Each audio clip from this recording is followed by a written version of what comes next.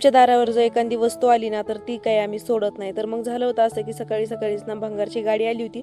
मग इथे ना काही जुनं पडलेलं सामान होतं, काही कुरड्याचं, काही ती खराब झालेली जाळी सुद्धा होती. मग इथे आईने ना ते जमा केलं आणि लगेचच नाही तर आम्ही सामान घ्यायला लागलो. तर इथे ना भरपूर काही आलं होतं आणि मला नाही छोटी बास्केट घ्यायची होती माझं काही मेकअपचं सामान ठेवण्यासाठी. आणि आईने नाही काही डबे घेतले, कारण तिला ना त्या डब्यांमध्ये काही धान्य वगैरे भरायचं होतं. आणि घरामध्ये ना तुम्ही पाहू शकता भरपूर असे काही डबे आहेत जे तिने काही केसांवर आणि काही भंगारचं सामान देऊन घेतलेलं आहे.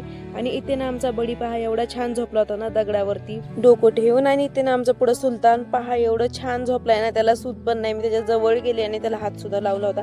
आणि तो जर जागा असला ना, खरं सांगतो तो ना जवळ सुद्धा येऊन देत नाही, डायरेक्टच शिंगानीच मारायचा प्रयत्न करतो. मग इथे ना शेळी आणि त्याचा पिल्लू सुद्धा इतकं छान बसलं होतं. आणि तुम्ही ना माझा हा युट्यूबच्या शॉर्टमध्ये हा व्हिडिओ पाहिलाच असेल. ही ना साडी मी मिशोवरून मागवली होती. मला वाटतं आता हिला 1 वर्ष कंप्लीट होत आलं असेल. आणि खरं सांगते त्याचा कलर पण खूपच छान आहे. त्याच्यानंतर ना मला करायची होती कुरडाई. तर कुरडाईसाठी ना आधी सोऱ्या असणं खूप गरजेचं आहे.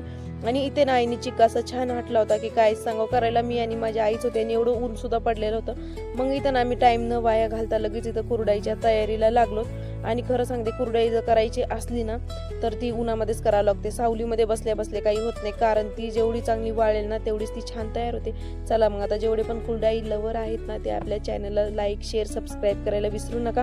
आणि ते पहा आपली कुरडाई जी आहे ना तर ती पूर्णपणे तयार आहे. आणि कुरडाई जी आहे ना तर ती पांढऱ्याच कलरमध्ये ठेवलेली आहे, काही रंगीत वगैरे बनवलेली नाही, कारण पांढरी कुरडाई छान लागते. चला मग आता व्हिडिओ कसा वाटला एकदा कमेंट करून नक्की कळवा.